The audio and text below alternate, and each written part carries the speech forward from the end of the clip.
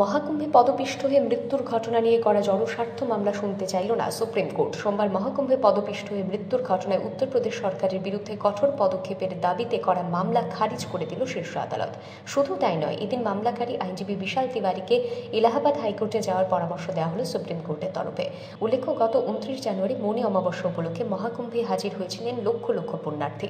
ভোরের আলো ফুটতেই ত্রিবেণী সঙ্গমে অমৃত স্নানের জন্য হুড়োহুড়ি শুরু হয়। সেখানেই পদপিষ্ট হয়ে মৃত্যু হয় 30 জন পুণ্যার্থী, আহত হন কমপক্ষে 7 জন। আর এই ঘটনার পরই প্রশ্নের মুখে পড়েছে যোগী সরকারের নিরাপত্তা ব্যবস্থা। এত বড় মেলার ব্যবস্থাপনায় ঘাটতি কেন? প্রশ্ন তুলতে শুরু করেন বিরোধীরা। কুম্ভের এই অব্যবস্থাপনা নিয়েই জনস্বার্থ মামলা করেন সুপ্রিম কোর্টের আইনজীবী বিশাল তিওয়ারি। সোমবার এই মামলার শুনানিকালে সুপ্রিম কোর্টের প্রধান বিচারপতি সঞ্জীব খান্না বলেন, মহাকুম্ভের ঘটনা অত্যন্ত দুঃখজনক, একই সঙ্গে উদ্বেগের বিষয়ও। কিন্তু এই মামলা নিয়ে সুপ্রিম কোর্ট নয়, হাইকোর্টে যান। ইতিমধ্যেই তদন্ত কমিশনও গঠন করা হয়েছে।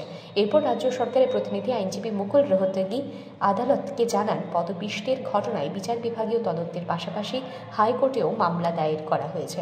Bureau report, RE news.